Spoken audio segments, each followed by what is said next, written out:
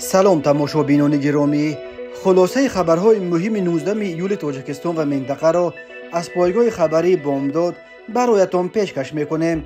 شروع میکنیم از یک نگاه کوتاه به سرخط خبر مهم روز در این برنامه. تا امروز نه از اسمت طلایف درک یافتند و نه از دلشاد کرسافچک. امامعلی رحمان بار پنجم از کعبة الله زیارت و حج عمره کرد. مفصومه مومنی وکیل پارلمان تاجیکستان انتخاب شد. به همه سلام علیکم. بلاگر معروف خاسبک به تاجیکستان آمد. باز یک زمین لرزه شدید در مرز تاجیکستان با افغانستان. هلاکت 2 نفر در یک صدمه مدهش در فرخار و اکنون تفصیلات خبرها. بنا به اطلاع منابع پایگاه خبری بامداد، با گذشت اینک قریب 1 ماه از ربودن و کشته شدن معاون اول رئیس آریان بانک شورت اسمت طلایف، مقامات تا حال جسد او را پیدا نکردند. مکان بود و باش سرکرده آدم ربایان دلشاد سید مرادوف ملقب به دلشاد اسبه یا دلشاد کرسافچک نیز تا حال مشخص نشده است. منابع بامداد میگویند جستجوی جسد اسمت طلایف از مرکز ناحیه عینی تا مرز ازبکستان، قد ساحل دریای زرافشان و هم قد دریای ورزاب، از نقب استقلال تا درون شهر دوشنبه ادامه دارد، ولی تا حال نتیجه نداده است. مقامات و نزدیکان بانکدار معروف در قد دریای زرافشان با وعده جایزه بزرگ لولیان یا جوگه های ساکنان پنجکند را که همچون دریاگرد در حوزه زرافشان نام برآوردند نیز به جستجوی شورت اسمت طلایف جلب کردند. معمولا اکثر جسدها را در زرافشان همین لولی ها پیدا می کنند و از آبهای پرخروش این دریا بیرون می کشند. کجا بودن سرکرده آدم ربایان دلشاد کرسافچک و چند شریک او که نیز توانستند از تاجیکستان فرار کنند تا به حال نامعلوم باقی میماند. رستم مشهورف در آخرین زنگ تلفنی به مادرش از فرودگاه کشنیوف بعد کشتن 2 افسر مالدوان و پیش از بازداشت خودش اعتراف کرده بود که اسمت طلایف را دلشاد سید مرادوف شکنجه داده کشت و او مرده‌اش را برده به دریا پرتافت. بنا به اطلاع منابع پایگاه خبری بامداد، دلشاد کرسافچک را در فرودگاه مسکو همسبقان دانشگاهیش پیشواز گرفته به یک پایگاه شرکت خصوصی چویکا واگنر به سرزمین‌های اشغال شده اوکراین فرستادند و احتمال می‌رود که دلشاد کرسافچک بعداً از اوکراین به یگان پایگاه دیگر واگنر برای مثال به بلاروس و یا یگان کشور افریقایی انتقال داده می شود.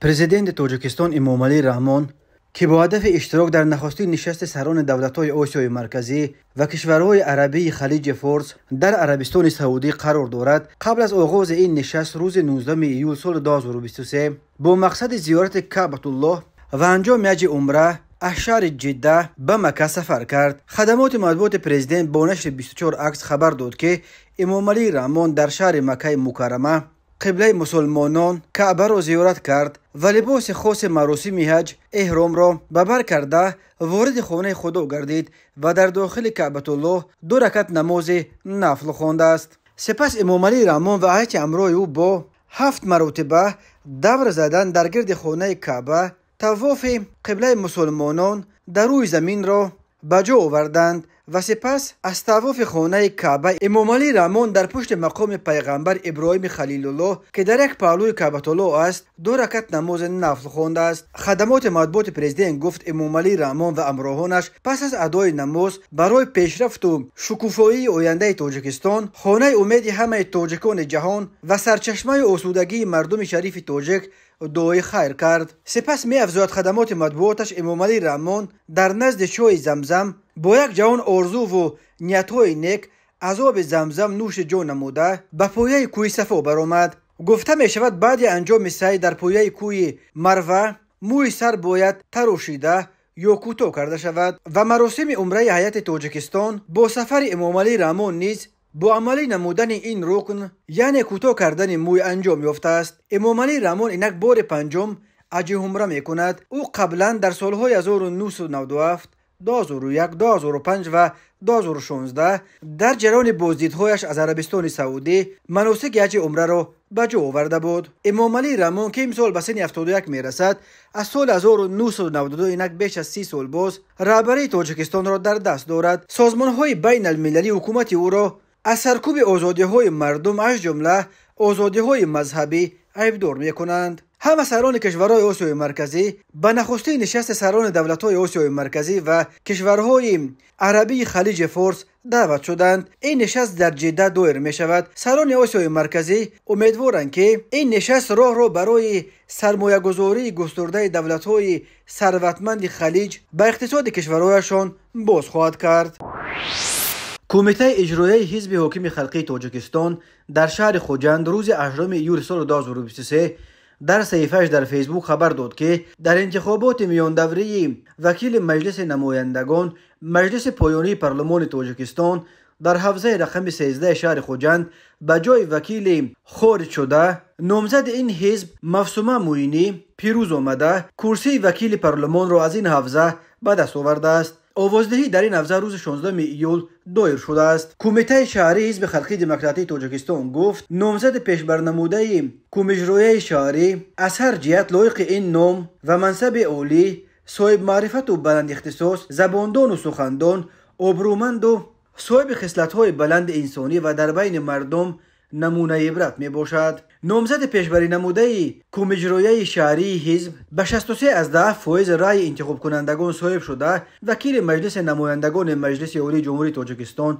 انتخاب گردید. معلوم نیست که آیا در برابر مفسومه مومنی نامزدهای دیگر از دیگر حزبان نیز نامنوی شده بودند یا نه. قرار معلوم از 63 کرسی مجلس نمایندگان بیش از 50 کرسیش در دست نمایندگان حزب حاکم و چند کرسی باقی ماندهش در دست وکیلان، چند حزب دیگری نیز طرفدار حکومت قرار داشته. یگان حزب مخالف در پارلمان تاجیکستان یگان نماینده ندارد. مخالفی مقامات را به آن ابدار میکنند که بجز از نامزدهای حزبی حاکم و حزب‌های طرفدار حکومت که اساساً به خاطر دموکراسی جلوه دادن انتخابات تنها برای نمود ثبت نام میشوند، نامزدهای دیگر را به معرکه‌های انتخاباتی راه نمیدهند.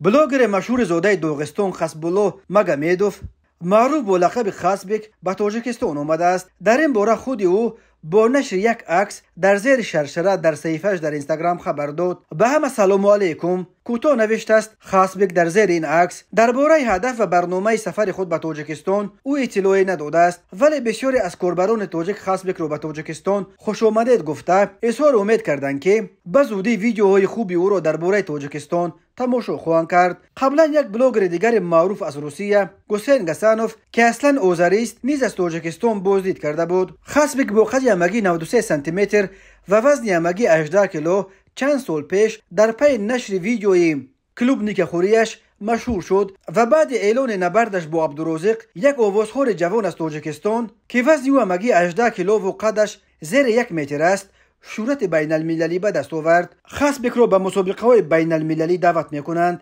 و سال 2022 خسبک با لیگ مشهور ورزشی MMA UFC شرطنامه 5 ساله بست. مجله فوربس اخیرا خبر داد که این بلاگر داغستانی در یک سال اخیر از حساب قراردادهای امضا کردهش و رکلام بیش از $2 میلیون درآمد داشته است.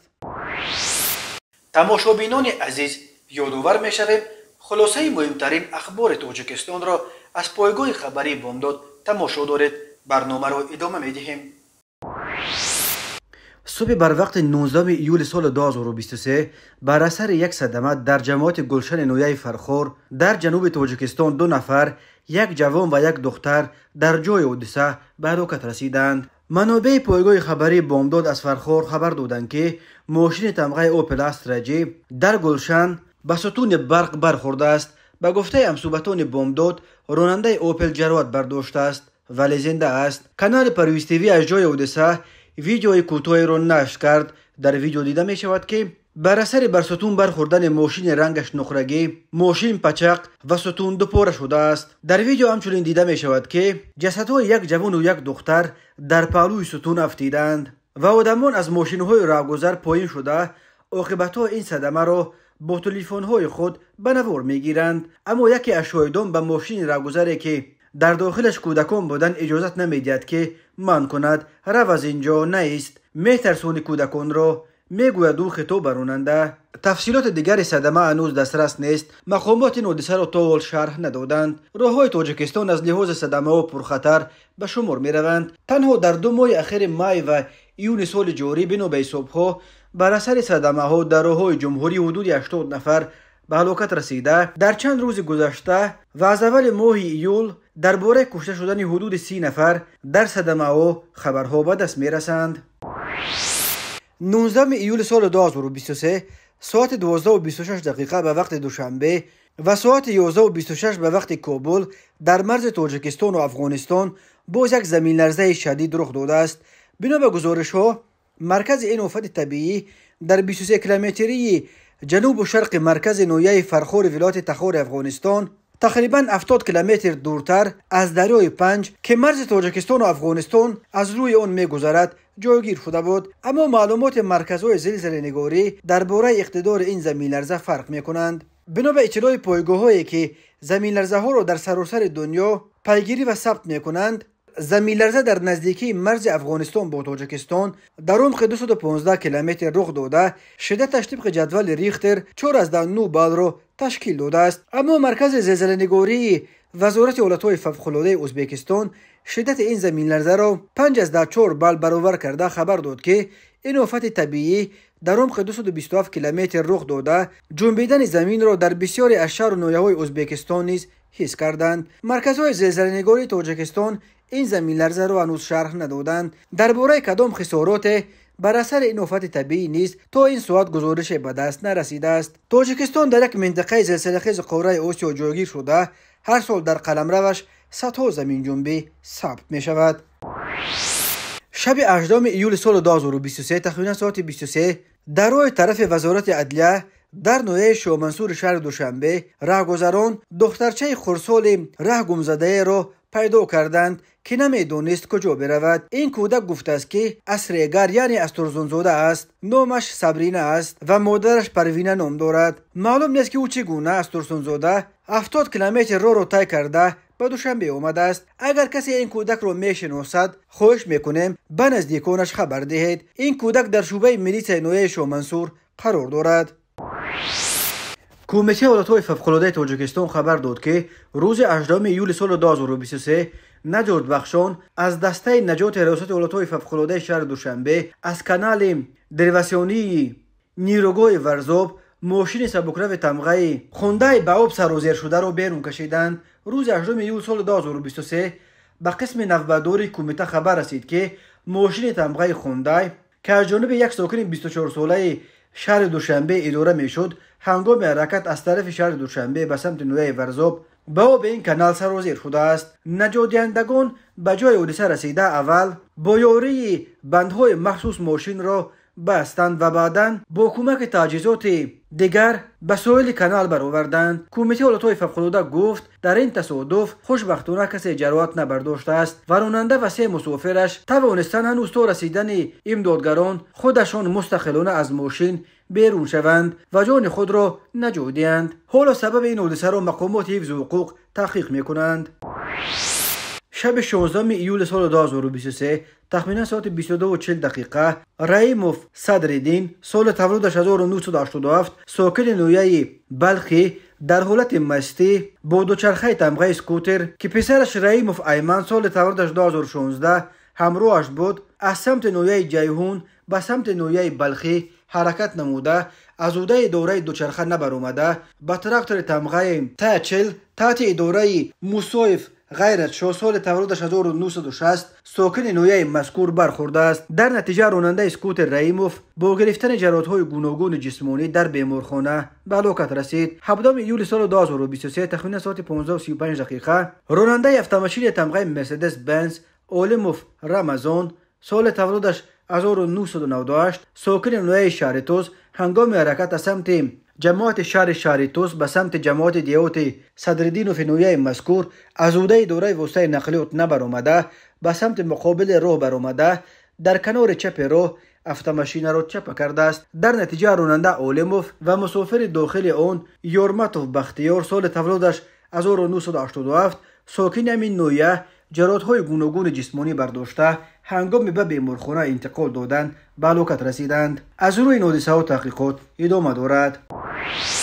به شعبه وزارت کارهای داخله در نویه خوولینگ عریضه زن 39 ساله ساکن نویه رودکی وارد گردیده است که ماه ایون سال 2023 تقریبا ساعت 19:00 دقیقه شخصان نامعلوم با راه پنهانی از نزد اوغلخانه موقتیش 3 سر چوروای معده شغدار را دزدیده از جای حادثه غیب زدند.